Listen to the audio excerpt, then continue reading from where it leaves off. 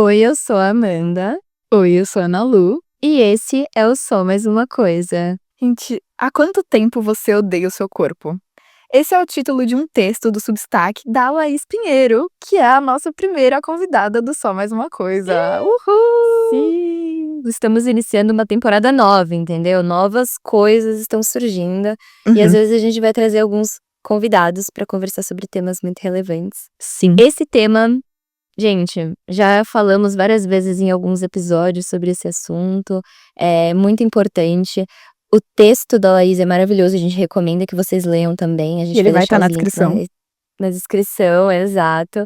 Mas, enfim, principalmente pensando na cultura da magreza, sobre as redes sociais, enfim, sobre nós mulheres, nosso público é majoritariamente feminino. Então, esse episódio é muito pra falar sobre a nossa relação com esse mundo maluco que a gente vive e também sobre as nossas memórias, enfim, a gente compartilha muito sobre isso. A Laís é muito querida, a gente tá muito animado pra vocês conhecerem ela também. Sim. Também querendo fazer um disclaimer aqui inicial, para pessoas que esse tipo de conversa for um gatilho. A gente vai falar sobre imagem corporal, a gente vai falar sobre cultura da magreza na entrevista, também sobre as nossas experiências quando a gente era mais nova. Assim, não vamos falar sobre transtornos alimentares, então não é também uma coisa tão aprofundada, mas, enfim, se de alguma forma isso for prejudicial, enfim, fazendo esse sensível pra você nesse disclaimer. momento, marca aí pra escutar depois. Não precisa escutar agora. Exato. Mas bom, gente, a gente tava recebendo demanda pra falar sobre isso, só que, enfim, a Laís é uma pessoa que já falou muito sobre isso, ela é a nossa irmã mais velha, que adotamos aqui. Foi um episódio muito especial e a gente tá muito animado pra vocês escutarem. Oi, Laís, seja muito bem-vinda, então, aqui ao nosso episódio do Só Mais Uma Coisa. Eu queria, enfim, agradecer a sua presença, a disponibilidade para conversar aqui com a gente, é muito especial. Também queria que você contasse também um pouquinho de você, se apresentasse aqui para o nosso público, depois a gente introduz já o que a gente vai falar no episódio. Eu e a Ana Lu, a gente acompanha o seu trabalho, a gente admira muito. E é isso, se você quiser começar. Ai, fiquei nervosa. Oiê! Bom, eu sou a Laís, eu tenho 29 anos, vou fazer um resumo. Eu sou natural do Rio Grande do Sul, morei muitos anos em Santa Catarina e faz uns 3 que eu moro em São Paulo. Então eu divido a minha vida entre ser blogueira CLT e criadora de conteúdo. E escrevo, posto vídeo, gente, faço tudo ao mesmo tempo, mas é isso. Gente, eu só queria comentar que eu virei fã da Laís, a Amanda que me apresentou pra ela. Eu comecei a seguir a Laís, os artigos do Substack, eu tô lá sempre. Inclusive Ai, foi que assim que fofa! a gente chegou no Sim. tema de hoje, né? É, exato. Pessoas que estão escutando que não conhecem a Laís, por favor, acompanhem. O conteúdo dela é maravilhoso, é super Sim. orgânico, é lindo. Assim, o senso estético da Laís, assim, é bizarro, me inspiro muito. Um dia vamos chegar lá. Mas enfim, querendo introduzir aqui um pouquinho o podcast, veio muito de um artigo que a Laís escreveu pro Substack dela, que ela tem uma newsletter que ela publica toda semana, com vários textos da vida dela, enfim. E esse foi um que mexeu muito comigo, e acho que mexe com todas nós, mulheres, que se chama Há Quanto Tempo Você Odeia o Seu Corpo? Então, a gente vai fazer algumas perguntas, a gente vai discutir sobre isso. Também queria falar que eu acho que nós mulheres estamos passando por uma fase muito complicada em relação à nossa imagem corporal, a relação que a gente tem com o nosso corpo e com o corpo das outras mulheres também. Então, acho que esse tema tá super em alta, super importante, e assim, é pra ser um ambiente seguro. De forma alguma, a gente vai falar do corpo de alguém, não é esse o intuito do episódio, mas sim falar do tanto que, enfim, nós somos vítimas de uma cultura muito cruel, assim, com nós mulheres. E, assim, as palavras brilhantes da Laís nesse artigo são interessantíssimas. Então, se eu puder passar pra primeira pergunta. Laís, no seu artigo no Substack, você disse que não consegue se lembrar do momento em que seu corpo passou a ser público, assim. E que todos se sentiram no direito de poder fazer comentários e opinar sobre ele, né? E você também afirma que isso talvez não tivesse acontecido se você tivesse nascido como seu irmão, como um homem. O que faz você ter essa percepção de que o seu corpo é público e de que forma você acredita que isso impacta as mulheres hoje em dia? Eu acho que eu cresci numa família onde majoritariamente são mulheres. E o meu irmão, ele é o bendito fruto, né? Ele é o único menino entre muitas mulheres. E desde sempre, assim, por ser a irmã mais velha, eu acho que eu vim acompanhada de ser meio que um espelho. Então, por ter sido a primeira, ele veio, né, 3 anos depois de mim, 2 anos. Eu acho que eu cresci num espaço onde era só eu e não tinha alguém pra me comparar. E depois ele veio e aí começou, né, o nível de comparação. Eu nunca me vi num lugar de não ter comentários da minha família, porque eu acho que sempre foram vindo acompanhado de comentários inofensivos. Sabe aquele tipo de comentário Uhum. que é visto como um cuidado? Não, eu tô falando só porque eu gosto de você. Eu só tô te dando esse toque porque eu acho que você vai ficar mais bonita desse jeito. E eu não lembro exatamente quando começou esses comentários, eu só lembro que foi de um dia pra noite, assim, que eu comecei a perceber que tinha alguma coisa errada, de certa forma, com o meu corpo. Eu falo muito porque o meu irmão, ele sempre foi também muito ativo, futebol, e menino, né, já tem essa característica de ser mais incentivado pra esportes, enquanto eu ficava sempre, né, a menina tem que sentar de tal jeito, ficar de tal jeito, se vestir de tal jeito. Então eu acho que isso já começou a dividir muito nós dois, assim. E aí logo depois veio a minha irmã, que nós somos parecidas, mas muito diferentes fisicamente, e eu acho que começou o nível de comparação. Sabe quando você espelha no outro algo que você não consegue mudar em si mesmo? Eu acho que foi mais ou menos assim. As mulheres da minha família, elas nunca foram magras. O nosso biotipo não é esse, né? Nós somos baixinhas, a gente tem as coxas grossas e tudo mais. Só que eu acho que quando você é criança, você não consegue se defender. Então, Aham. meio que o seu corpo já começa a se tornar público nesse momento. Quando esses comentários começam e você é só uma criança e você não entende. E aí eu lembro que nunca foi um problema eu ir na praia de biquíni e tudo mais. Só que eu comecei a ter uma certa idade, sei lá, acho que a partir dos 10 anos, e começou a ser: "Ah, você vai comer isso mesmo? Você vai fazer tal coisa?" Começou esse tipo de comentário. E eu não entendia por Sim. que que isso acontecia comigo e não com o meu irmão, com a minha irmã.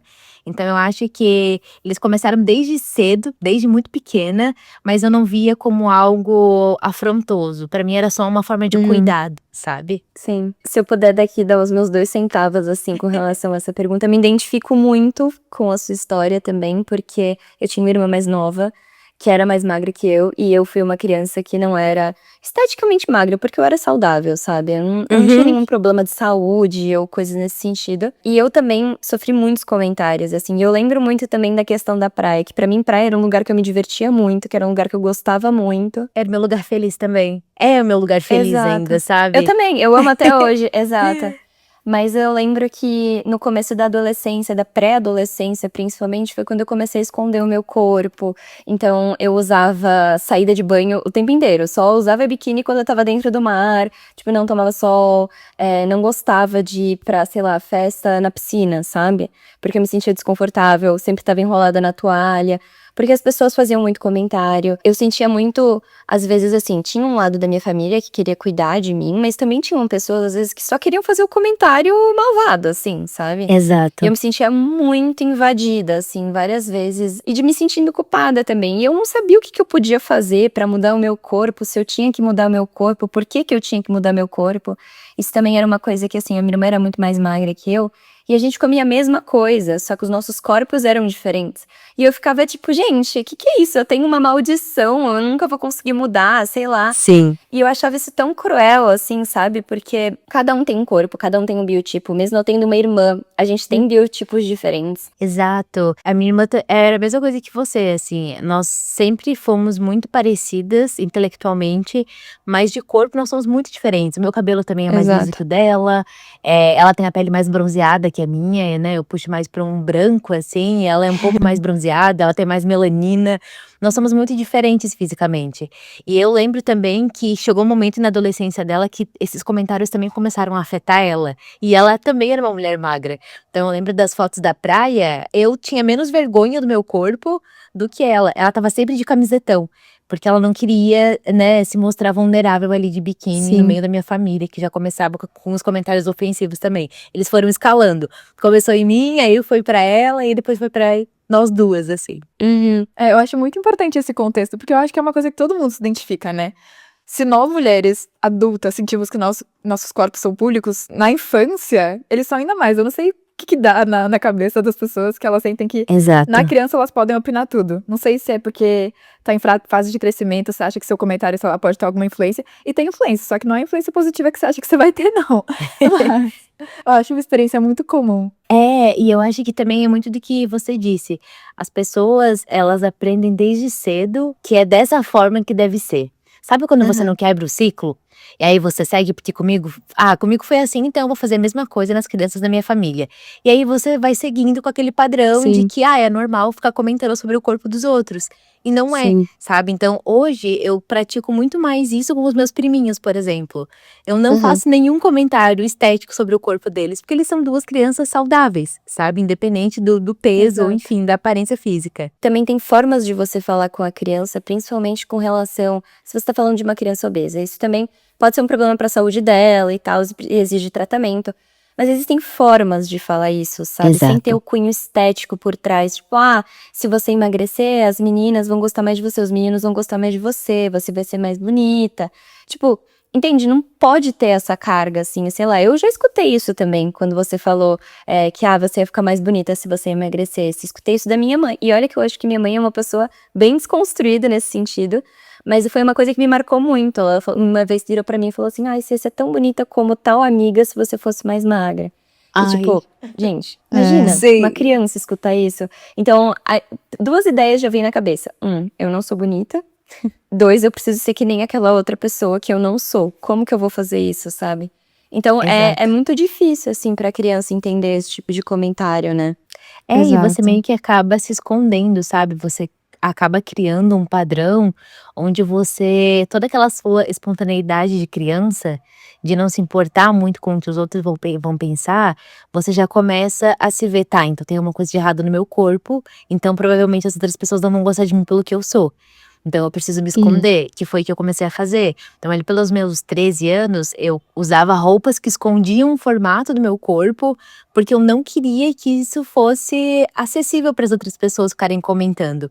Então eu me esforçava muito, provavelmente vocês vão se identificar também, me esforçava muito para ser aquela amiga a mais engraçada, a mais divertida, a inteligente, porque daí as pessoas não teriam esse espaço para comentar do meu corpo, porque nossa, ela é tão legal, né, então tipo assim, não vamos comentar sobre o corpo dela. Essa era a minha cabeça de pré-adolescente.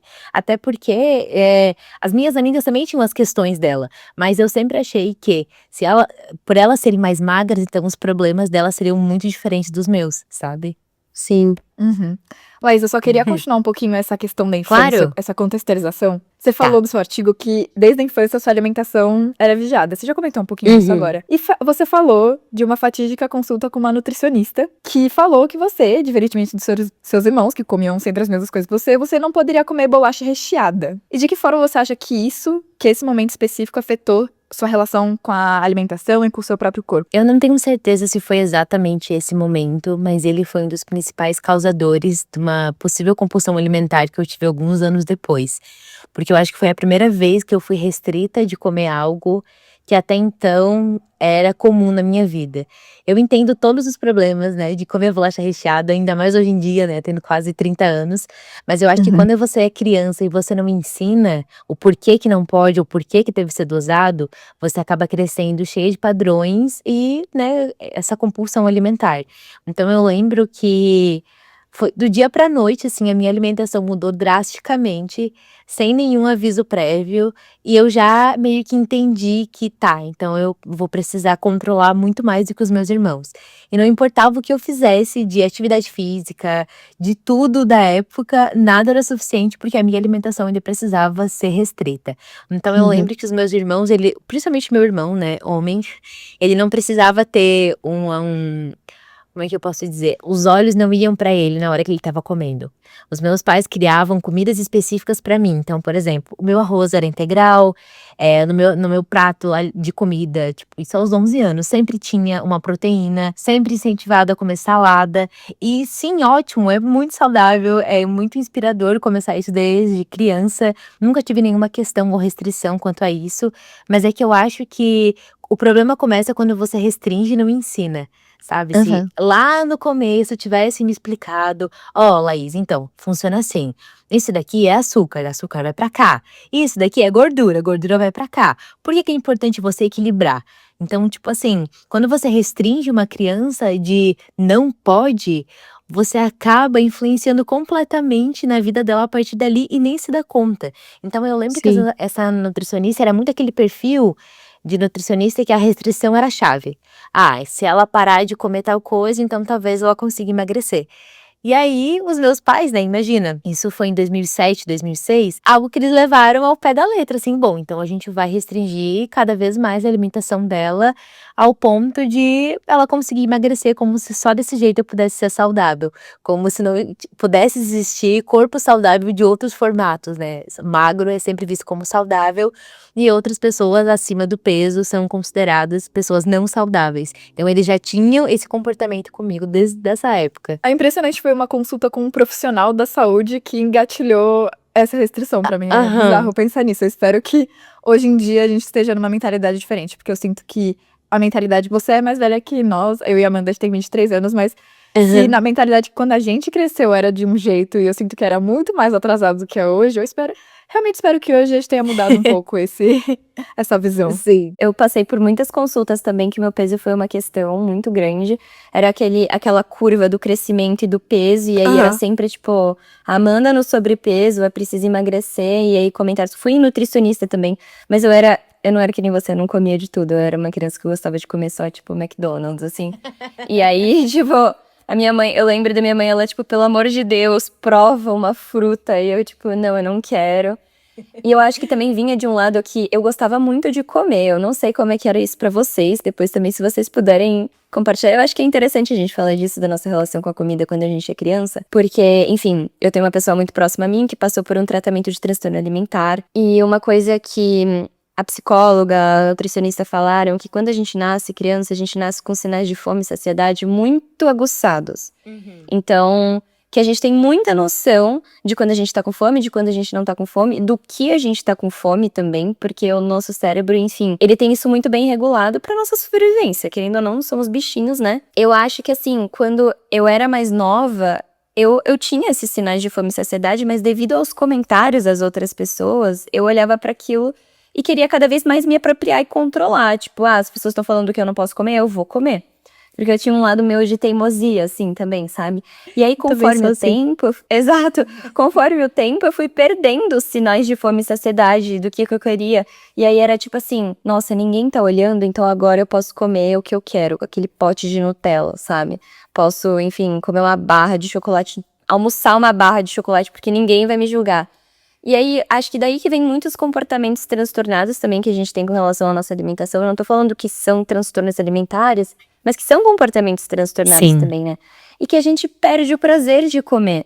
Aquele momento que eu tô comendo escondido, ou eu tô comendo porque agora eu posso, eu não tô mais sentindo prazer, né? Enfim, acho que isso tira muito a Exato. graça, assim.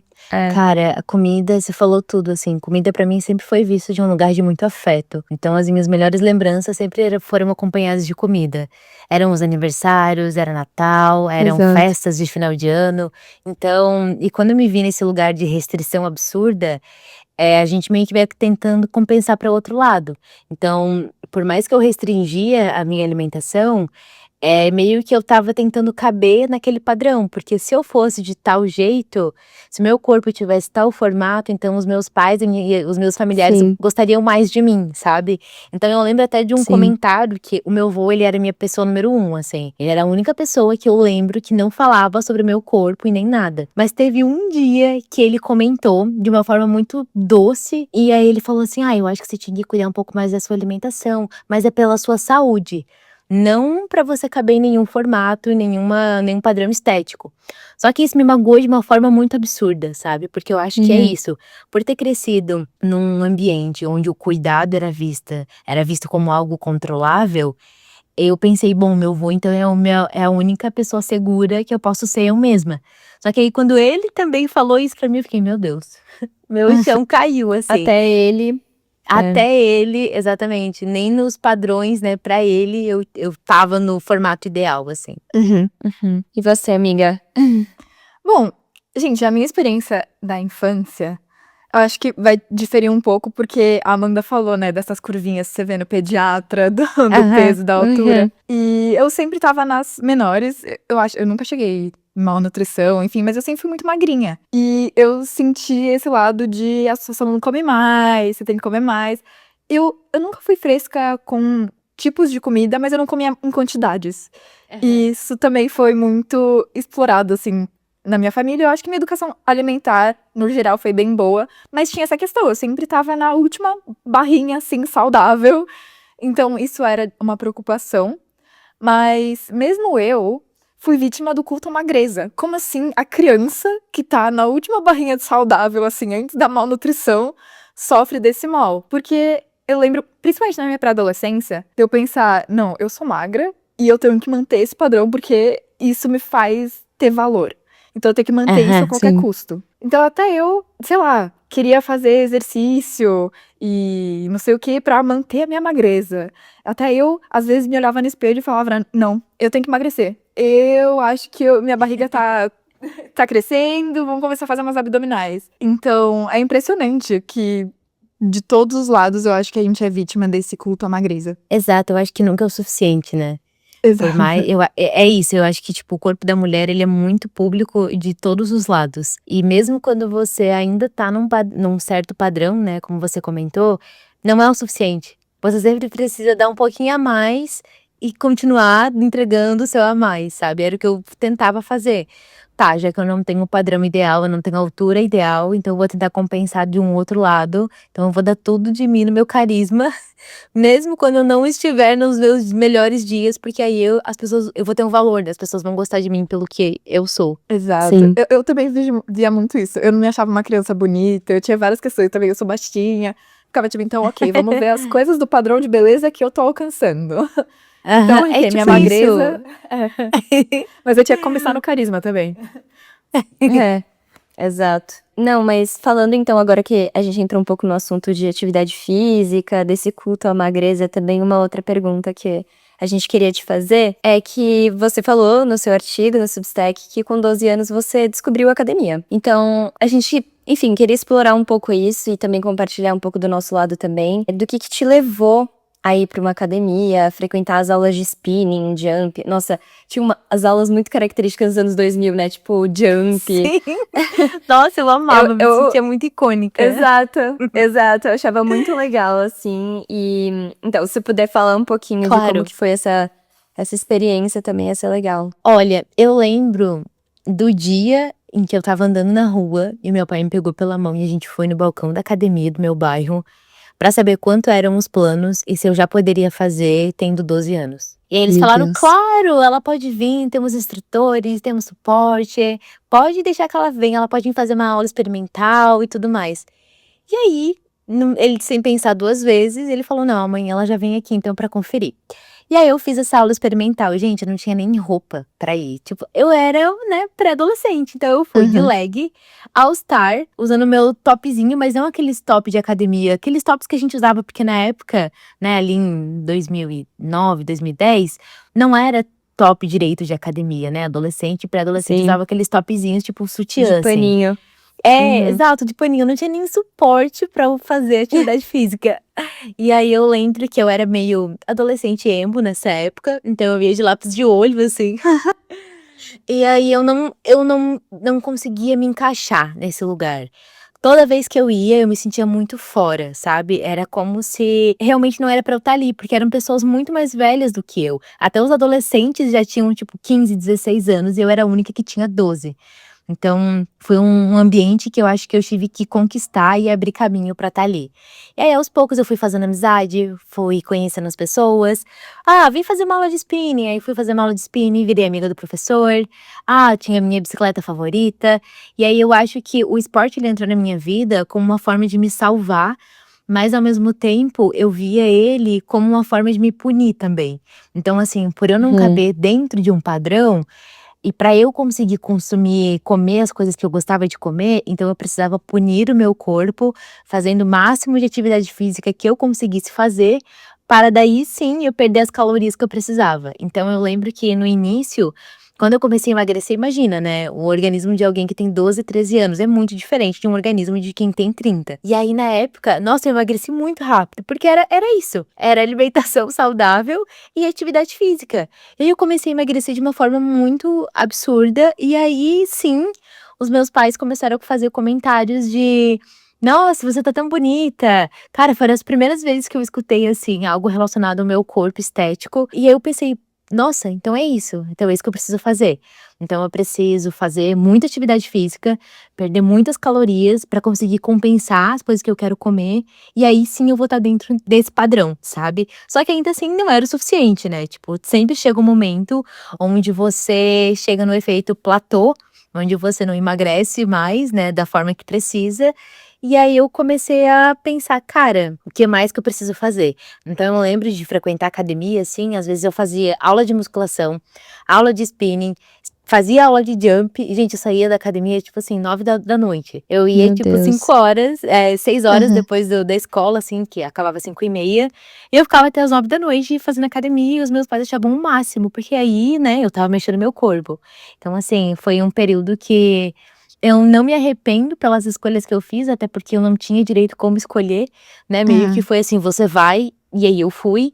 Só que chegou um momento ali na parte dos meus 20, a gente pode comentar sobre isso depois, que mudou muito. Eu não comecei a ver mais atividade física como punição, né, e sim como algo saudável. Uhum. E eu também fui a criança que meus pais queriam muito que eu fizesse atividade física. Eu fiz por muito tempo também, quando eu era mais nova, principalmente natação. Eu acho que era o esporte base das crianças, assim, pra eu não me Total. afogar numa piscina. Então eu fiz natação, grande parte da minha vida, acho que acho que assim, dos 2 aos 9 anos, assim, eu fazia natação. E eu odiava. Eu achava muito ruim, eu não gostava de fazer, achava um saco ter que ir, aí estava frio, eu tinha que entrar na piscina. Ai, E aí tadinha. exato, eu achava muito ruim. Aí até teve uma época que minha mãe começou a fazer aula comigo pra ver se me incentivava e eu ficava tipo, meu Deus, não quero. E aí eu saí e eu fui fazer aula de dança. E eu gostava muito de fazer aula de dança. Eu fui fazer balé clássico, depois fui fazer dança contemporânea e eu amava, eu achava muito legal, enfim. Só que dança não era um esporte que gastava tanta caloria quanto a natação. E aí foi uma outra questão, sabe? Porque aí eu ganhei peso na época que eu comecei a dançar. E aí, depois, tipo, que eu fui ficando um pouco mais velha, um dia eu virei pra minha mãe e falei assim: mãe, eu quero emagrecer. Tipo, eu com 13 anos, olhando pra ela, tipo, mãe, eu quero emagrecer. Aí ela virou Nossa. pra mim e falou assim: filha, você estava mais magra quando você fazia natação. E aí eu voltei a fazer natação depois, mais velha, e eu odiava mesmo assim. Então Uhum. não deu certo. E aí, depois eu entrei num colégio que era integral, então que não dava mais pra fazer atividade física, a não ser Uhum. que eu entrasse naqueles times de handball, futebol, vôlei. Aham. E eu odiava Típico. esporte com bola. Exato, eu odiava esporte com bola, então pra mim isso não era uma opção. E aí eu fiquei 100% sedentária. O meu ensino médio inteiro eu não praticava nenhum tipo de esporte, tinha tipo horror a esporte e falava para as pessoas que eu não gostava de me exercitar, enfim, era extremamente sedentária. Só que também aí meio que linkou com as questões com a alimentação, porque eu não estava me exercitando, aí eu começava a restringir a minha alimentação. Só que Ah. assim, naquela época, eu nem sabia o que que era caloria. Tipo, isso é uma coisa que eu acho que, querendo ou não, graças a Deus, acho que me protegeu um pouco naquela época. Porque hoje em dia eu acho que a gente tem muito acesso à informação e as meninas da cidade, elas têm muito acesso, tipo, caloria, déficit calórico, o que que você faz pra emagrecer. Então, na minha cabeça, o que eu fazia? Eu ficava tipo, sei lá, fazia um jejum horroroso, só que depois me acabava no pão de mel e ficava tipo, ué, por que que eu não emagreci, sabe? Então era meio assim, tipo, eu não fiquei muito magra.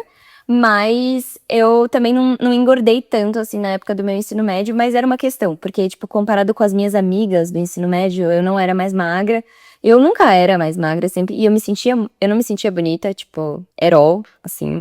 Eu tinha uma autoestima muito frágil nessa época, então, e o esporte pra mim era uma coisa assim muito, eu tinha medo de falar que eu queria praticar, porque eu sabia que eu não ia ser boa, porque eu não me sentia confortável nesses ambientes, tipo, pra mim a academia era um lugar muito hostil. Hum. Então, eu só fui conseguir me conectar com isso depois da pandemia, assim. Eu acho que na pandemia, principalmente, porque, enfim, eu perdi familiares muito próximos, e aí eu ficava só dentro de casa. Eu falei, meu Deus, eu preciso fazer alguma coisa. E aí foi quando eu comecei a correr. E aí era bom porque eu corria sozinha, então ninguém me via correndo. Então, se eu estivesse correndo. Porque eu já ouvi esse Uhum. tipo de coisa. As pessoas falavam pra mim que eu corria feio. Meu Deus, Tipo, umas até coisas meio absurdas. isso! Até Pelo isso! amor de Deus. E o meu professor de educação física uma vez falou isso pra mim, que eu corria muito feio, que eu corria estranho. E aí até isso pra mim era uma insegurança praticar esporte. Eu falava tipo, gente, não, então eu vou ser sedentária. Porque pelo menos ninguém me enche o saco, entendeu? Tá E louco. aí eu comecei a correr na pandemia perto da minha casa, não tinha ninguém na rua e eu corria Uhum. sozinha. E eu fiz isso por, tipo, toda a pandemia, 2020, 2021, que a gente ficou enclausurado, eu corria, tipo, sei lá, não era todo dia, Mas era meio que, tipo, um momento que eu comecei a ver com mais prazer a atividade física, assim. E aí depois eu conto um pouco mais, enfim, da minha história, tipo, hoje em dia, como que o esporte é presente na minha vida. Mas do tanto que foi difícil, assim, pra mim, primeiro, mudar o meu estilo de vida, ser uma pessoa mais ativa. E hoje em dia eu sou a pessoa mais ativa da minha família. Todo mundo fala que não acredita até hoje, tanto que eu sou ativa. Mas porque eu tive muito esse período, assim, de vergonha. E eu acho que isso também é uma coisa muito comum para as meninas. Tipo, aula de educação física não era um lugar muito inclusivo, sabe? Era muito voltado Nossa, pros definitivamente não. homens. Definitivamente Tipo, não, eu também. futebol. Aham. E Eu eu não era sabia jogar muito. bola. Eu sou exatamente assim. Eu acho que, além de não ser boa, eu não era incentivada a tentar. Então, Exato. tipo assim, e aí teve um momento que eu pensei, não, tá, então eu vou tentar porque eu acho que eu posso ser boa nisso, ou pelo menos eu vou me divertir. E aí eu lembro que eu jogava muito vôlei no horário do almoço. E, gente, pra quem tá escutando, eu tenho 1,51 m. Eu sou, tipo, desse tamanho. Então, assim, cada vez que eu ficava na rede, era um sufoco, né? Porque alguém levanta o braço, não tem nem comparação. Mas eu lembro que era muito divertido, de certa forma. Eu não. Aham. Agora, falando pra vocês, eu lembro que era tão divertido fazer isso, porque eu acho que de alguma forma liberava endorfina, né? E nessa época a gente Sim. não sabia direito, né, os É. hormônios ali. Então era por isso, tipo, eu me divertia tanto naquele processo, ficava com o cabelo todo suado, mas era divertido. Eu não via, naquele momento ali, eu não me via como preciso emagrecer, não estou no padrão, eu só tava me divertindo. Mas eu também fui adolescente que ficava com meu livro num cantinho, assim, tipo, ai não, eu não vou nem correr, porque eu não chego nem no como eles estão correndo, eu não vou nem me esforçar. Então eu ficava num cantinho da quadra, assim, lendo, ai, tô com cólica. Tava sempre lá dando uma desculpa Total. pra não fazer parte. Não, e eu era sempre a última a ser escolhida em todos os times de todos os jogos. Era sempre eu que sobrava. E aí foi meio que assim, eu olhava e falava, tipo, tá, então eu não sou boa, então eu meio que abraçava isso, sabe? Tipo, eu não sou boa mesmo, mas é porque eu não quero. E compensava no carisma. É isso Exato, aí. exato. Bom, Muito gente, eu bom. queria muito ouvir de vocês, porque eu sou amiga da Amanda, vejo ela, a vida ativa dela, e eu tô acompanhando a Laís agora também, super ativa. Aí eu queria muito saber, enfim, disso, da história de vocês. Vou contar brevemente da minha, que foi é uma experiência um pouquinho diferente, mas. É ótimo que a Nelo contrasta com a gente, entendeu? Mas Aham. não muito, amiga, não muito. Não? Porque eu acho que de criação, minha família sempre foi muito ativa. Meu pai, gente, Hum. ele não para quieto. É uma loucura. Teve uma vez que ele se machucou as costas, ele não podia fazer exercício, não podia jogar o tênis dele, ele ficou biruleibe da cabeça. Mas, enfim, de criação, eu e meu irmão sempre foi muito incentivada a fazer esporte, meu irmão sempre jogou bola. Eu não fui sem da bola também, eu sou que nem vocês, não tenho muita habilidade. Mas na minha escola, a gente era muito incentivado a fazer esporte e eu sinto que o ambiente da minha escola era muito saudável nesse quesito. Não sei porque a aula de educação física, gente, era a aula favorita de todo mundo. E eu Ai, vejo que vocês legal. falando de tipo, ai meu Deus, eu não gostava, enfim. Não sei se isso mudou depois, eu mudei de escola no ensino médio. E nessa escola nem tinha educação física, mas enfim. Não sei se isso mudou, mas até o fundamental, assim, a gente adorava aula de educação física, era queimada. E não era só futebol. As mulheres se sentiam incluídas, eu acho. Pelo menos Ai, eu me que sentia. legal. Enfim, era uma cultura maravilhosa. Todo mundo Isso é fazia muito capoeira. importante. Era um momento de integração, entendeu? Do esporte. Todo mundo fazia capoeira, depois todo mundo foi fazer vôlei. Eu amava, eu fazia sempre esses esportes na escola. Só que a minha experiência do ensino médio, eu me identifiquei muito com vocês. Eu era uma adolescente muito retraída. Gente, eu não mexia meu corpo um dia da semana no meu ensino médio. Isso foi, em parte, pela rotina, e eu acho que eu percebi muito isso, porque eu acho que como a minha formação principal aconteceu na minha época de ensino médio, por muito tempo eu me vi como uma pessoa sedentária, sendo que toda a minha infância Sim. eu tinha sido uma criança muito ativa. Então por que agora eu me vejo como uma pessoa sedentária? Foi porque nos meus anos formativos eu tava sendo muito sedentária. Só que foram anos muito infelizes, assim, eu era muito... Foi difícil, foi uma época difícil. E eu associo, em parte, como esporte, que eu não mexia no meu corpo e... Isso também teve um impacto na minha imagem corporal. Porque foi na época que eu comecei a associar a minha, digamos, boa forma com um corpo ideal. Então, eu não tava mexendo no meu corpo, aí eu começava a me olhar no espelho. Gente, eu lembro de, sei lá, 10 horas da noite estar fazendo abdominal no meu quarto pra tentar fazer alguma coisa lá. Entendeu? Tipo, aí mexeu no meu corpo e depois teve a pandemia, eu comecei a fazer uns exercícios em casa. E agora eu acho que eu finalmente cheguei num lugar bom de novo com relação a esse de Sim. exercício. De, ok, eu sei que me traz felicidade, relaciona a minha época muito triste da vida com uma época que eu não fazia exercício. Mas eu queria perguntar de vocês, Laís, você fala sobre isso no seu artigo do Substack, que dos seus 25 anos virou uma chavinha. Você falou que você Sim. via exercício como punição, só que você começou a ver o exercício físico como algo pra mostrar ao seu corpo que você ama ele e não que você odeia ele. E como que foi essa mudança de chavinha? Olha, dos meus 9 até os meus 14, eu realmente odiava o meu corpo, assim, mas eu tenho clara certeza que eu só odiava porque os meus familiares faziam comentários inofensivos que faziam com que eu odiasse ele. A partir do momento que eu comecei a emagrecer por conta da atividade física e da minha alimentação, eu me senti muito mais poderosa e confiante, porque eu acho que foi pela primeira vez que eu comecei a me sentir bonita, sabe? E é bizarro isso, porque além de compensar no carisma, eu me via como, tá, agora eu tenho um corpo talvez aceito para as pessoas. E aí a atividade física me ajudou muito nesse lugar. Eu acho que a atividade física me salvou de tantas formas ao longo dos meus 29 anos que eu não consigo nem enumerar.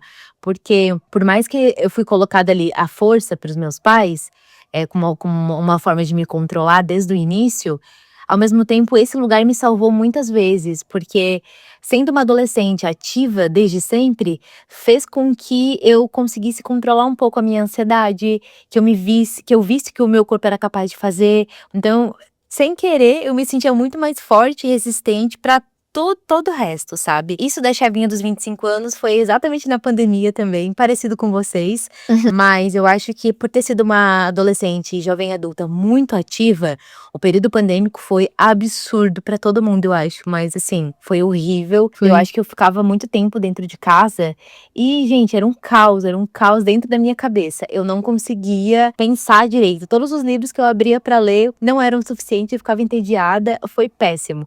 E aí eu percebi o quanto a atividade física fazia parte da minha vida.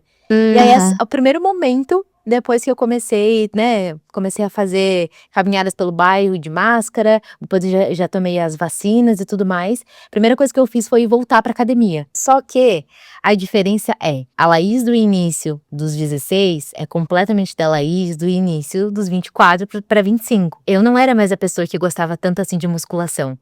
Eu até gostava de spinning, mas a academia que eu me inscrevi era mais perto da minha nova casa, não tinha spinning, então eu tive que fazer escolhas.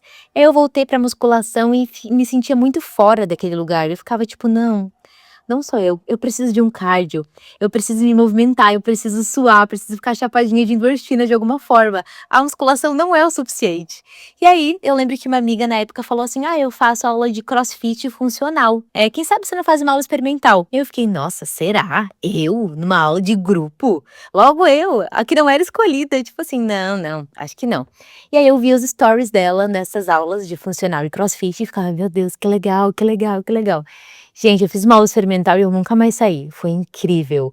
Eu acho que a comunidade de CrossFit, assim, muito parecida com a comunidade da corrida, depois que eu percebi que eu preciso fazer parte de uma comunidade pra me sentir querida pelas pessoas. Então isso também virou a chavinha pra mim. Por mais que eu ame correr sozinha, é muito bom quando você tá em comunidade também, sabe? Que você consegue trocar figurinha. E as pessoas, não, vamos, eu te acompanho, eu vou no seu ritmo. Acho que isso faz toda a diferença pra te incentivar. E aí foi nesse momento a minha virada de chave de passar do período de odiar o meu corpo e punir ele e querer me esconder pra expandir ele, porque eu gostava do que eu tava vendo, eu gostava que eu era forte, que eu era capaz. Então eu acho que ter me visto nesse outro lugar fez toda a diferença. Mas pra isso eu precisei fazer muitos anos de terapia, entender que punição não era uma forma de amor ao meu corpo, que toda vez que eu fazia isso, alguma coisa dentro de mim ficava ainda, sabe? Repercutia da minha adolescência. Então eu não queria mais ser aquela pessoa, eu queria mudar isso. Porque é o que eu comentei no texto do Substack. Odiar o meu corpo por muitos anos é tempo demais, sabe? Eu não queria mais me ver nesse lugar. Então eu acho que essa chavinha começou a mudar quando eu comecei a me sentir mais confiante e comecei a explorar outros esportes, além dos clássicos que todo mundo fala. Não, faz musculação, faz natação, sabendo que tem tipo, muitas modalidades pra você escolher e ser boa em alguma delas, sabe? Sim, eu acho muito forte isso que você falou, sobre a vida é muito curta pra gente passar muito tempo odiando o nosso corpo, sabe? Cara, assim, que energia que você tem que gastar pra odiar o seu corpo, pra se preocupar em como manter um corpo ideal, assim. Acho que isso ainda é uma coisa muito recente pra mim, assim, de conseguir me desgarrar um pouco desse controle, sabe, sobre o meu corpo.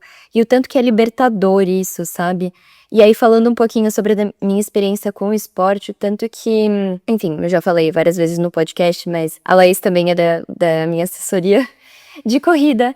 E a corrida, ela foi muito importante pra mim, porque foi o primeiro lugar em que eu me encontrei, assim. Eu falei, caraca, eu gosto muito de fazer isso. Eu sou boa. Também teve esse lado de, tipo, porque eu consegui correr rápido. Depois, é que assim, corri muito tempo antes de fazer assessoria, porque eu corria daquele jeito que eu falei lá na pandemia.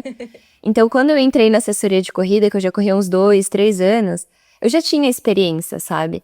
E aí eu comecei a ver que, tipo, eu ia ter um treinamento especializado, que ia ter alguém se preocupando com o que eu ia fazer, que eu ia fazer um treino de tiro, ia fazer um treino longo, eu nem sabia o que era isso.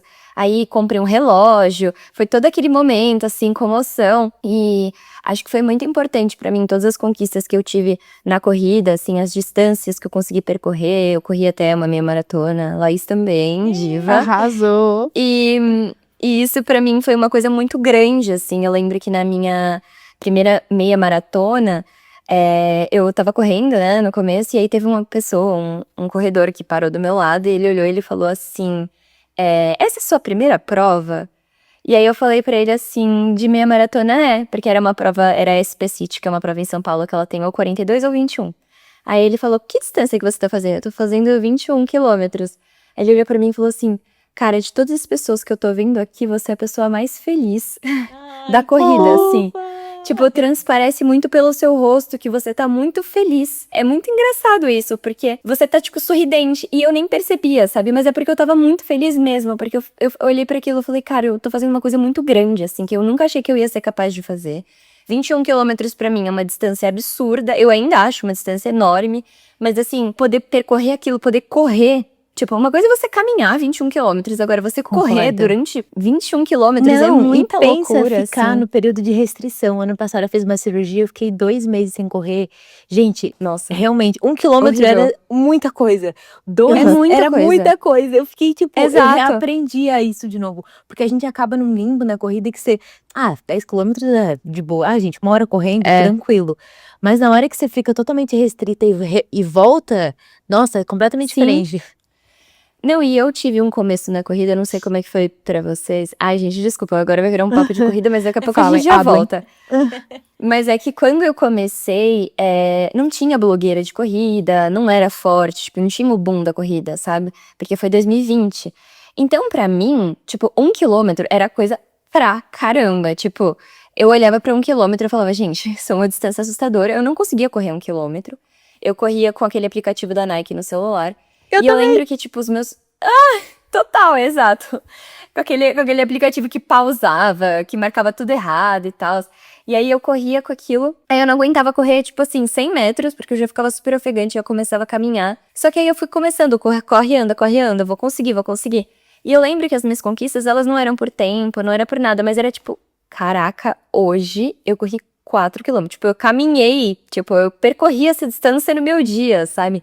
4 quilômetros, isso é muito grande, assim. Então eu acho que eu tive muito essa relação com o início da corrida, de, tipo, realmente celebrar as minhas conquistas. Porque eu chegava em casa, suada, e falava, gente, 4 quilômetros, tá? E ninguém da minha família corria. Então pra eles era tipo, uau, você fez 4 quilômetros aqui. Eu tipo, aham. Tipo, minha família nem sabia que uma maratona era 42 quilômetros, entendeu? Então era uma coisa meio, muito intangível, assim, pra minha família. Então, acho que a corrida, ela veio muito desse lugar, de eu conseguir enxergar força em mim, assim, sabe? De tipo, putz, mano, eu consigo. E isso, o esporte, ele teve um papel muito importante na minha vida profissional, na minha vida como estudante, como pessoa, como, enfim, mais confiante. Porque foi quando eu vi que, cara, eu me propus um desafio e eu consegui cumprir esse desafio. E isso foi muito forte pra mim. Tipo, eu não desisti. Eu dei conta, eu dou conta, eu sou forte. Então foram muitos ensinamentos, assim, a corrida me ensinou muita coisa nesse sentido. E eu amo, eu sou apaixonada, eu corro sempre, tipo, minha prioridade semanal é os meus treinos de corrida. E eu tenho muito respeito a esse esporte, assim. Mas é uma coisa que também eu acho que encaixa pra mim. Porque eu também não acho que todo mundo tem que gostar de correr, sabe? Tipo, pode ser muito chato pra muitas pessoas, mas eu me encontrei num esporte e isso fez muita diferença pra mim. Mas isso foi assim, já na faculdade, depois, tipo, já, sabe, mais velha, que eu fui realmente encontrar alguma coisa que eu gostava, enfim, e que realmente me orgulhei pela primeira vez de falar que, cara, não, eu sou esportista, eu sou esportiva. Tipo, eu pratico esportes com frequência, eu não sou sedentária, sabe? Mas, Ana Lu, se você quiser contar um pouco da sua trajetória no esporte também, sem ser da corrida. Gente, é que eu tô entre duas corredoras e eu não sou corredora. Eu já fiz atletismo quando eu era criança. Eu fiz, tipo, por bastante tempo. Mas eu Não, é odiava rápida, longa mano. distância. Pra mim era o tiro, eu gostava do salto. E eu também, não sei, não acho que é muito meu perfil. Mas eu faço musculação. Só queria fazer um disclaimer Diga. que eu e a Ana Lu, a gente foi pra praia e a gente foi apostar corrida até o mar. A Ana Lu me deu um banho, tipo assim, juro, ela correu muito rápido, tipo, Eu era rapidinha. juro. Assim, foi um negócio. E, gente, eu sou uma corredora experiente, sabe? Tipo, eu corro rápido até. Meu, ela correu muito mais rápido que eu. Ela é muito diva. Mano, não sei o que era. Eu era muito rápida quando eu era criança. E, tipo, hoje em dia, gente, eu não corro, tá? Não, nem na academia, eu faço Exato. musculação apenas. Eu fiquei impressionada. Tô orgulhosa de mim.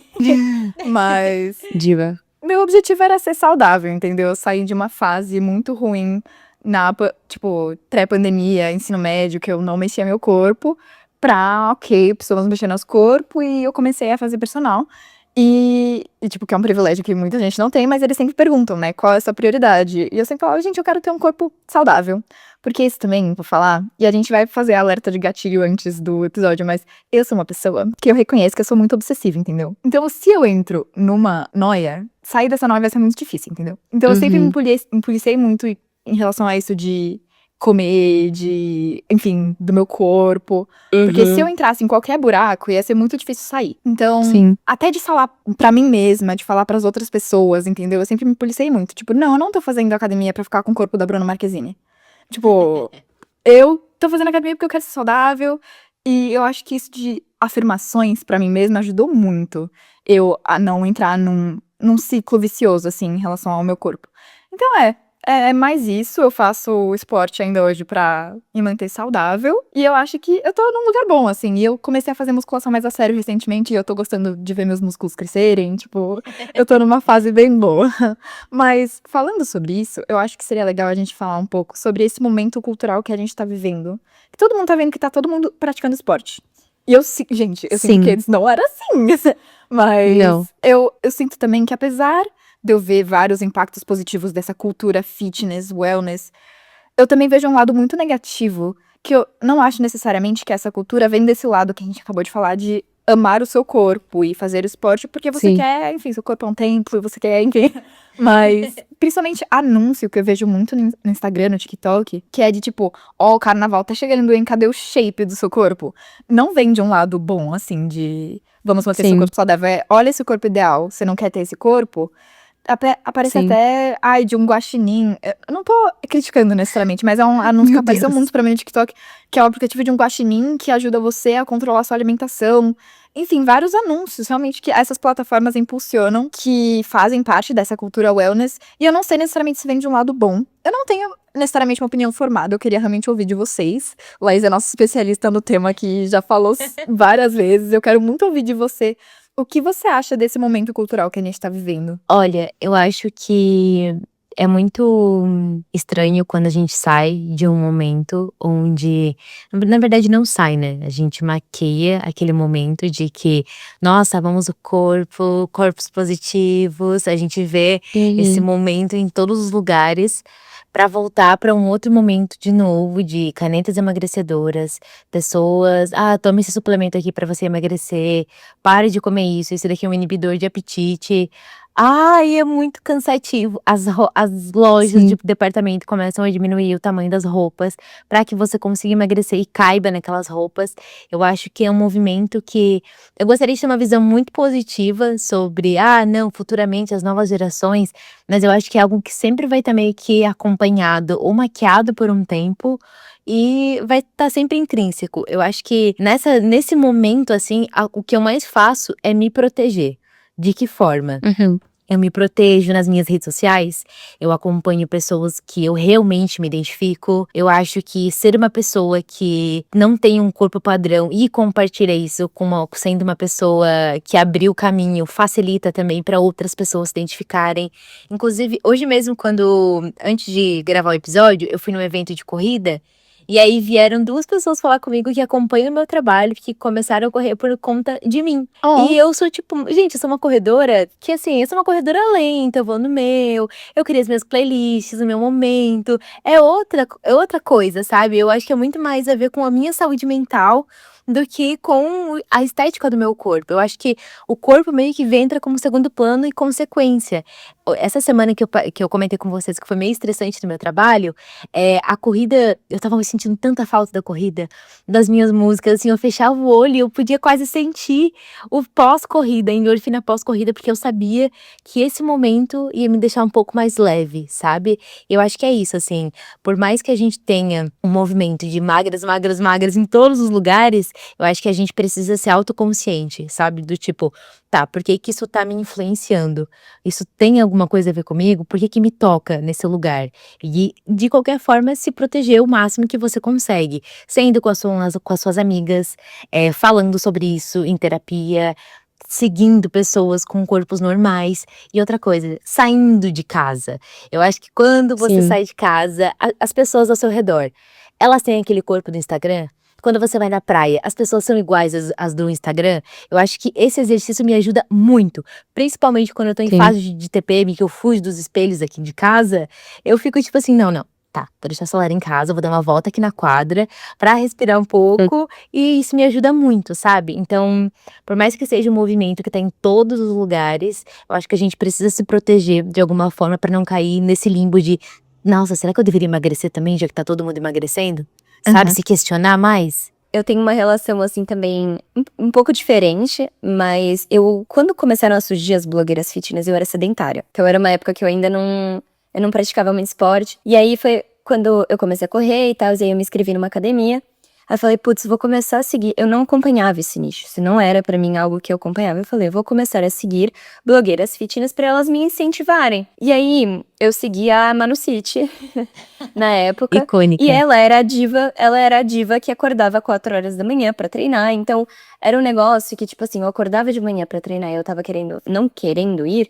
E eu já via que ela já tinha acordado. Eu abri o meu Instagram e aí eu via que ela já tinha acordado, que ela já tinha treinado. E eu falava, não, tá bom, preciso ir. Então, teve uma época que isso foi bom pra mim, assim. Eu vou ser bem sincera, que me trouxe muita disciplina, assim. Porque antes eu era uma pessoa que treinava uma vez por mês e depois largava e não ia de novo na academia, enfim. Então, eu comecei a treinar, só que ainda naquela época do começo dela, ainda era um pouco mais saudável, porque tinha aquela estética cavalona, sabe? Que todo mundo queria crescer músculo, ser forte, aí que tem que comer, não sei o quê. E eu também, eu tava tipo, nossa, meu Deus, quero pegar 200 quilos no leg press. Tipo, era outra vibe, assim, outra relação. E aí, com o passar do tempo, até com o crescimento da corrida, que eu acho que a corrida ela veio muito como um esporte também emagrecedor, Sim. por isso que teve esse boom tão grande, que é um esporte que gasta muito caloria, eu não vou mentir aqui pra vocês, tipo assim, você vai fazer um longo, você gasta muito mais caloria fazendo isso do que musculação. E aí, ainda era uma coisa meio saudável, só que aí depois de um tempo, os conteúdos começaram a mudar, as blogueiras começaram a mudar, e todas começaram a emagrecer muito, e começou uma outra dinâmica, assim. E eu já corria, só que aí eu comecei meio que a entrar na pilha delas também, sabe? Tipo, não precisa comer tanto, sabe? Você tá, tipo, correndo. Gente, desculpa, se você corre, você tem que comer muito. Todos os meus amigos sabem Sim. que, tipo, eu sou uma pessoa que eu como muito,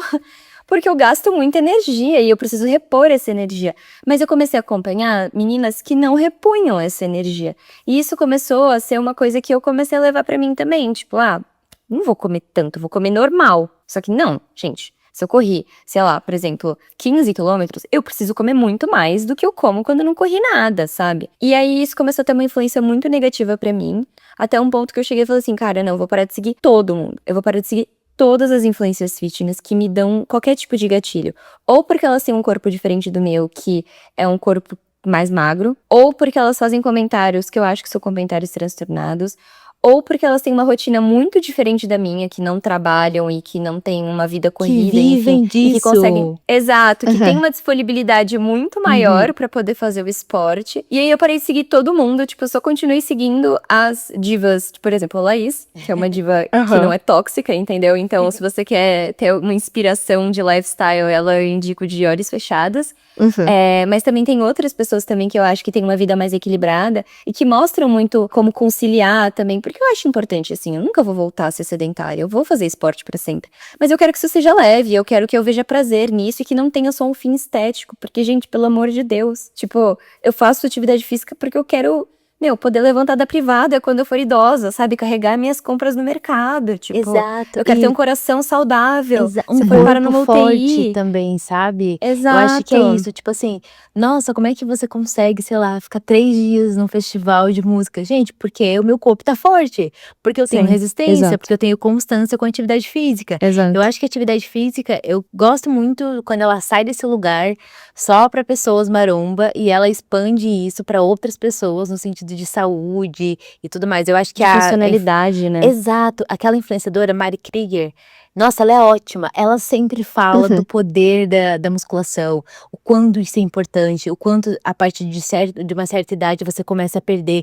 2% se eu não me engano, são 2% de músculo por ano, e aí você precisa Meu repor e Deus. tudo mais. Então, tipo assim, é um lugar onde a atividade física ela deveria muito ser vista como pra longevidade, sabe? O corpo que você quer, o corpo que você tá construindo agora é o que você vai ter quando você tiver 60 anos, sabe? Sim. Nossa, muito interessante. Mas eu queria investigar um pouquinho mais isso que a gente falou de comparação, que eu acho que na internet tem muito isso. E você fala disso um pouco no seu artigo do Substack também. E você falou que você tem que se vigiar até hoje nesse sentido de, eu vou me comparar com os outros e daí surge uma dismorfia corporal. Eu queria saber, você já comentou um pouco que você parou de seguir algumas pessoas. Quais são os métodos, assim, que você usa? Tem mais alguma coisa que você usa pra se policiar, enfim, pra não entrar nesse ciclo vicioso? Olha, eu acho que hoje eu tento não ser tão crítica comigo mesma. Provavelmente vocês também passam por isso, ainda mais nós mulheres. Eu tento acolher todas as fases que eu tô passando. Então, por exemplo, no ano passado eu fiz uma cirurgia e eu precisei ficar 2 meses sem me movimentar da forma que eu me mexia antes. E foi um processo muito do tipo, nossa, eu não vejo a hora de poder andar na esteira, não vejo a hora de poder fazer bicicleta, não vejo a hora de movimentar o meu corpo, levantar peso e tudo mais. Eu acho que quando você sai desse lugar de restrição absoluta, você começa a ter um olhar mais saudável com as coisas que você faz. Então, assim, hoje a dismorfia corporal, pra mim, ela ainda existe, mas é algo que eu tô sempre vigilante do porquê que eu tô me vendo desse jeito, sabe? Seja por influência das redes sociais, que inclusive não deixar notificação já me ajuda muito, porque aí quando eu estou no Instagram, quando eu estou no TikTok, eu estou consciente, porque senão qualquer notificação você acaba clicando e você vai pra um limbo. Então, eu acho que é isso. Além de estar vigilante com todas as minhas ações, que é meio cansativo, não vou mentir. Acho que às vezes a gente se vê num lugar de que é muito fácil romantizar a vida das outras pessoas, mas não é bem assim também. Quando eu tô enfrentando fases difíceis com o meu corpo, eu tento entender de onde é que tá vindo isso. É o meu trabalho que tá estressante, aí eu preciso descontar no meu corpo. É a minha vida pessoal, amorosa, que tá meio desequilibrada, e aí eu vou descontar no meu corpo. Tipo assim, se você começar a reparar os sinais, você meio que tem esse exercício de autoconsciência, sabe? De autoconhecimento. E é isso que eu fiz nos últimos anos de terapia também. Acho que quando você começa a tirar essa culpa de outros lugares e botar no seu corpo, ou botar na atividade física, meio que tudo muda, sabe? Hoje eu tenho atividade física como, mesmo se eu tô enfrentando um dia ruim, mesmo se eu não descansei o suficiente, eu me movimento nem que seja 30 minutos por dia, porque eu acho que isso impacta na minha saúde mental, sabe? Na minha ansiedade. Sim. Então, meio que o exercício físico, ele saiu muito daquele lado de, eu preciso fazer a todo custo não, eu preciso fazer porque a minha saúde mental depende disso daqui, sabe? E eu acho que a dismorfia corporal, ela vem muito desse lugar também. Eu tento não me comparar tanto com as influenciadoras que eu acompanho e realmente tento, tipo assim, não, mas ela vive disso. É o trabalho dela, o corpo dela é diferente, quantas pessoas ela tem pra assessorar, os suplementos que ela usa é diferente, o biotipo dela é diferente. Eu acho que quando a gente tá vigilante, autoconsciente, a gente meio que se protege, de certa forma. Porque realmente, se eu só for me comparar com a Manu City, é muito complicado. Eu também adoro acompanhar ela. Eu acho que nos tempos pra cá ela tem enfrentado outras nuances também, né? Saindo mais desse lado de músculos e tudo mais, e emagrecendo bastante. Mas aí eu começo a me apegar a outras coisas, tá? Ela acorda cedo, ela consegue fazer isso, mas ela vive disso. Esse é o trabalho dela, sabe? Meio que eu tento, eu mesma, eu e as minhas duas gêmeas, conversando aqui. Não, mas olha só. Não, mas calma, ela faz isso, ela vive disso, sabe? É o trabalho dela. Então, eu acho que é isso, assim, tentar me comparar, mas de uma forma consciente e me perguntar o porquê que eu tô me comparando. Tipo, o que que nela tem de diferente e como que eu posso me proteger de uma certa forma, sabe? Não sei se eu respondi, mas eu acho que eu tento me proteger o máximo que eu consigo, estando autoconsciente. Sim. Amanda, antes de eu passar a palavra pra você, eu só queria falar um comentário que a Leia me fez lembrar de uma figurinha que eu tenho, que é: eu não treino pra ficar gostosa. Gostosa eu sempre fui. Eu treino pra não ficar maluca. Eu vou te mandar, é muito boa. Eu amei! Amei, amei. Eu tive muita dismorfia corporal, mas eu tive dismorfia não de eu me sentir gorda, de eu me sentir mais magra do que eu era. Eu acho que isso veio muito de um lugar, quando eu era mais nova, de as pessoas comentarem muito sobre o meu corpo, sabe? Então, eu não tinha muito uma imagem corporal. Isso foi uma coisa que eu fui desenvolver muito mais velha. Tipo, eu não conseguia ver o meu corpo. Tipo, eu não conseguia entender, enxergar o quanto que meu corpo ocupava nos lugares. As pessoas faziam comentários do tipo, você precisava emagrecer? E aí eu ficava tipo, gente, mas eu não acho que eu preciso emagrecer, eu acho que eu tô normal, eu sou uma pessoa normal. E assim, realmente eu era.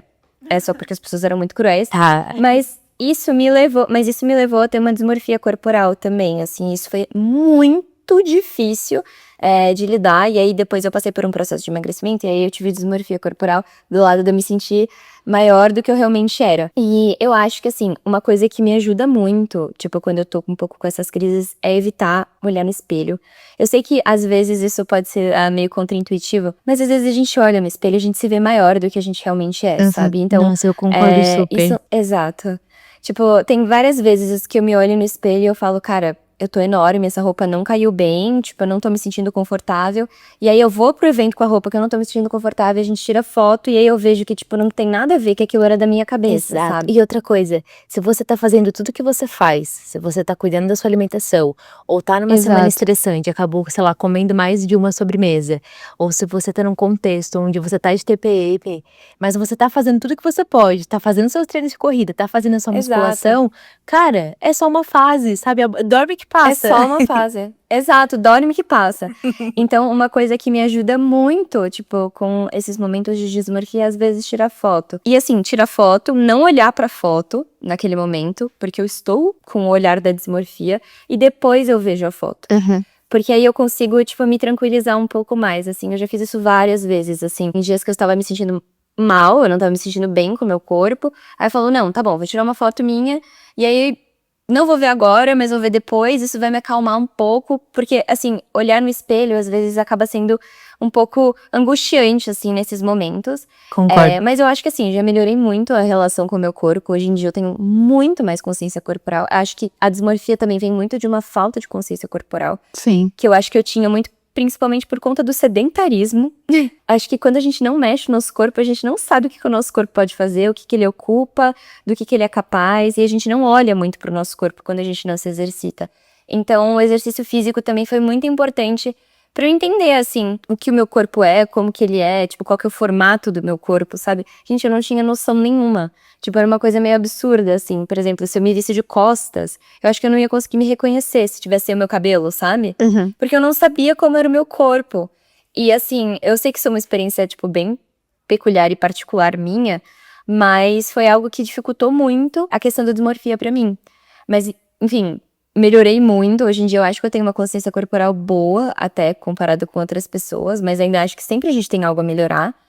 E a questão do espelho, assim, pra mim é crucial, assim, evitar espelho quando eu tô me sentindo mal, porque é um ciclo meio vicioso. Concordo. Sim. Nossa, esses tempos eu tava fazendo aquela trend de voltar 10 anos pra 2016. Em vira e mexe, eu sou bem saudosista. Eu gosto muito de olhar as minhas outras fases e me acolher, de certa forma, né? Muitos anos de terapia. E aí eu olho as minhas fotos adolescentes, assim, eu fico pensando, meu Deus, linda! Sabe, o cabelo lindo, o corpo, a estética, meio que eu ainda tenho a mesma estética, mas eu ficava, e eu lembro que nessa época era algo muito do tipo assim, não, olha, eu preciso melhorar meu cabelo, essa roupa ficou feia, eu não sou igual tal pessoa da minha escola. Eu sempre tinha algo assim, e hoje eu Sim. olho e meio que eu tipo fico assim, caraca, a gente passou por todas essas fases juntas, sabe, tipo, veio me acompanhando, e é muito, eu olho com muito um carinho, assim, sabe, tipo, para aquela adolescente que, olha, enfrentar o mundo e todas as coisas e opiniões, quando você é muito Sim. nova, gente, tem que ser muito É blindada. muito É difícil. impossível você vir pra parte adulta, né, passar dos 19 pros 20 com a cabeça tranquila. Tipo assim, é impossível. Por isso que a terapia ajuda muito nisso, porque senão você realmente começa a direcionar pra outros lados, assim. Sim, total. Achei muito bonito isso de, enfim, curar sua infância, sua adolescência, olhando pra trás e vendo essa pessoa como parte de você. E ela tá aqui comigo ainda. Achei muito bonito, Laís. Queria perguntar se a gente podia encaminhar pro final do episódio, se vocês têm alguma mensagem final pra falar, Laís, você pros seus seguidores que estão ouvindo aqui. Eu acho que talvez, assim, falar um pouco do que você acha que precisa mudar, sabe? Assim, um Sim. conselho ou alguma coisa. Acho que isso é muito legal também, porque, enfim, o que você falaria pra você mais nova? Ou se você Olha, tem uma irmã mais nova, assim. eu acho que meu principal conselho, assim, é exatamente isso que eu comentei agora. Tentar acolher as suas fases e abraçar as suas mudanças. Porque eu acho que a gente não é o nosso 100% todos os dias. E é muito difícil você já ter que lidar com as vozes da sua cabeça, as vozes das pessoas que estão te acompanhando. No meu caso, eu sou criadora de conteúdo, mas de qualquer forma, né, os nossos amigos às vezes também podem fazer algum comentário que vá para outro lado. Mas as vozes da televisão, das redes sociais, é muita gente falando ao mesmo tempo.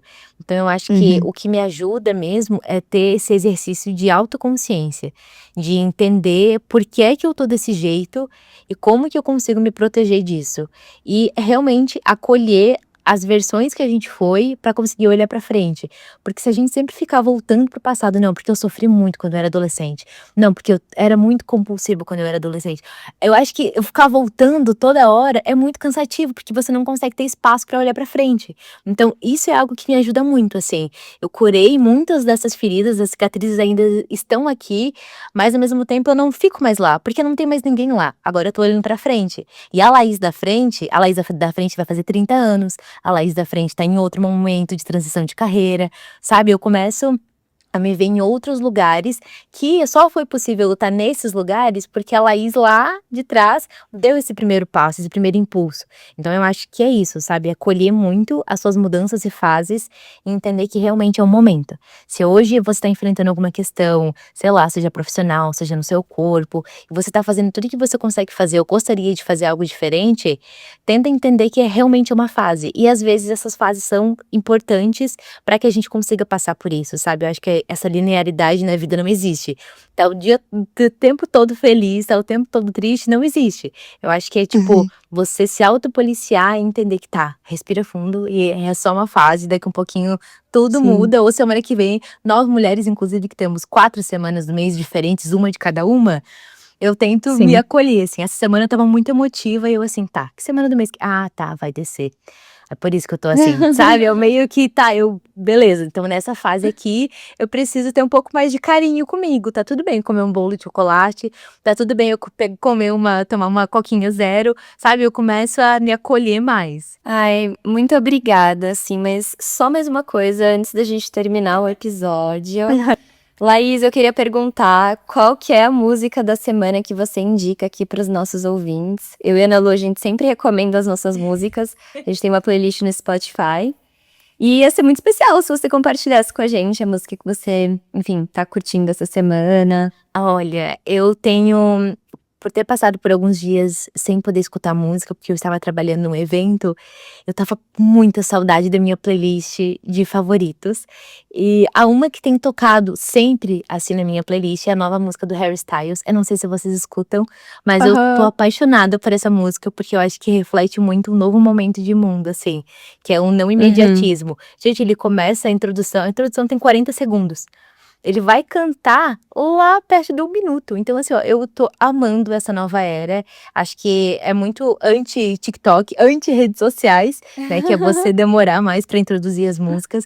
Então, acho que a nova música do Harry, estou muito empolgada pelo álbum, inclusive. Você vai no show? Vou no show. Eu não tinha Ana Lu conseguido também. comprar ingresso. Você vai também? Eu vou. Que legal! Ai, meu Deus, eu sou muito fã. Eu acho que eu tinha esquecido um pouco. Eu sempre escuto uma ou outra dos outros álbuns, mas por ele ter ficado no hiato de 4 anos, eu Sim. pensei, não, tudo bem então, vai ser igual Rihanna, que a gente escuta mesmo assim, mas não tá ali presente. E ele em maratonas, e não sei o quê. E aí, agora que ele veio com tudo, eu percebi o quanto que eu gosto de escutar. É muito louco isso. Sim, eu já comentei algumas vezes aqui no podcast que ele escolheu uma aposentadoria precoce, e aí ele foi lá e. Não, Ana Lu, você tá errada.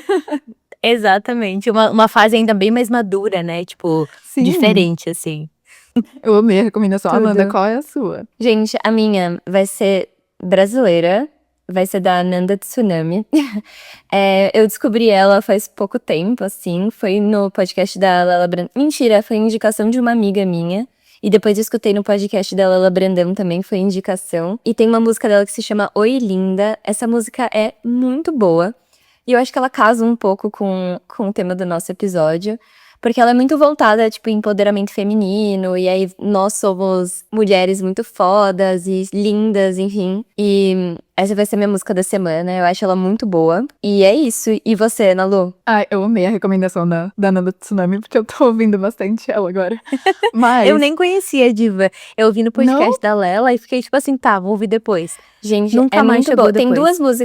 duas músicas que eu recomendo. Essa, Oi Linda, e tem uma Peach também, que é muito boa. Tipo, Essa tá viralizadinha. Aí eu tava escutando É muito ela. boa. Mas a minha recomendação é influenciada pela Amanda, que ela recomendou uma música do João Gomes em um dos nossos episódios passados.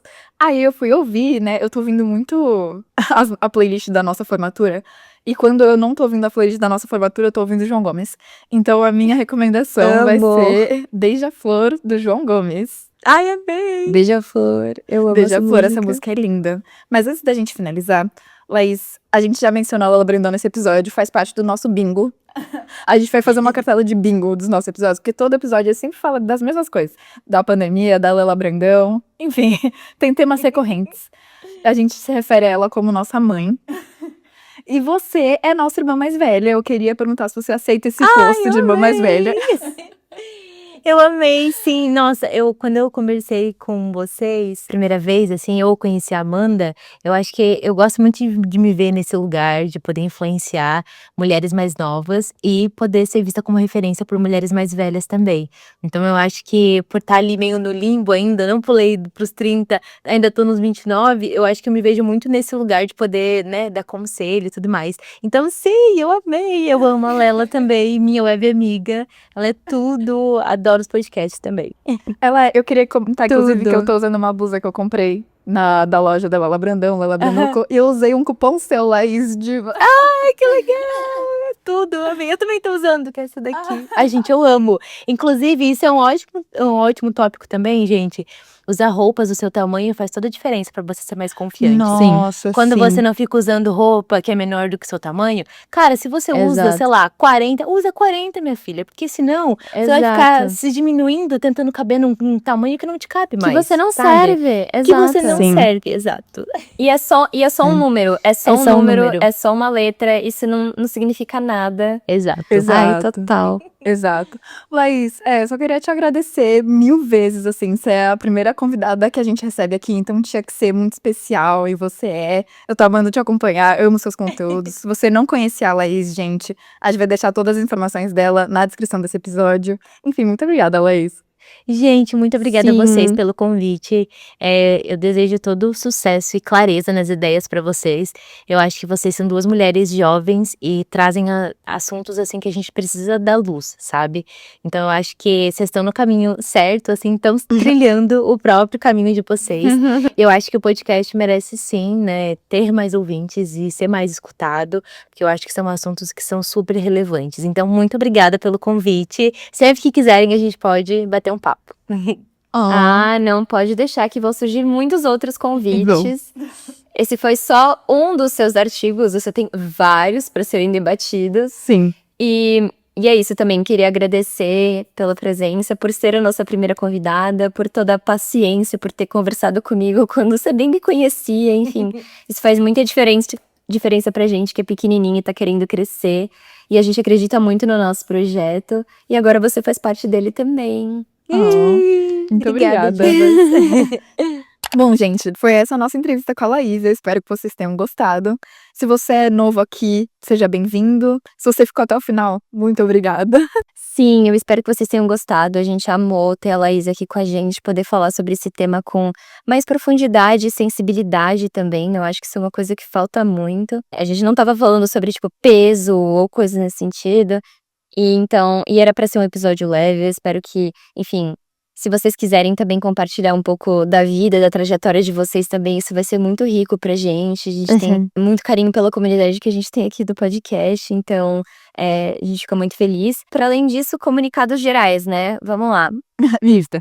Nós somos só mais uma coisa, .pod no Instagram e no TikTok, então por favor acompanhe a gente por lá. No Instagram, a gente tem os posts sobre os episódios, a gente também publica as músicas da semana, que tem uma playlist no Spotify. Essa semana vão ser 3 músicas da semana, porque a gente vai ter da nossa convidada. Então a playlist vai ficar maior. No nosso TikTok a gente publica os cortes dos episódios, então se tiver algum trecho do episódio que você queira compartilhar com algum amigo ou alguma coisa, vai estar por lá, então acompanhe a gente por lá também. Nós também estamos disponíveis no Apple Music, YouTube e aqui no Spotify. No YouTube e no Spotify em vídeo, então vocês podem assistir a gente, mas também nada impede vocês de Só só escutarem. escutar. Exato. A gente também tem uma comunidade no WhatsApp que vocês podem entrar pelo link que tá no Instagram e também na descrição aqui do episódio. É por lá que a gente solta os avisos, episódio novo, também pergunta ideias para nomes de episódio. E onde vocês podem estar mais próximos da gente também. Nada impede vocês de comentarem aqui. Não esqueçam de avaliar o podcast com 5 estrelinhas. Isso é muito importante pra gente. E compartilhar, né? Se você gostou desse episódio, compartilha com quem você gostou, com quem você gosta, com quem você acha que precisava ouvir. É isso, gente. Eu queria só um agradecimento final à Laís. Esse episódio foi muito especial. Sim. Ai, gente, ela foi muito fofa. Eu adorei esse episódio. Mas se Sim. você quer ouvir mais da gente, a gente já tem vários episódios publicados. E a gente lança episódio toda semana. Uau! Toda quinta-feira a gente tá Aham. aqui, tem um episódio fresquinho pra vocês escutarem. Então é isso, gente. Vejo vocês semana que vem. Até. Tchau!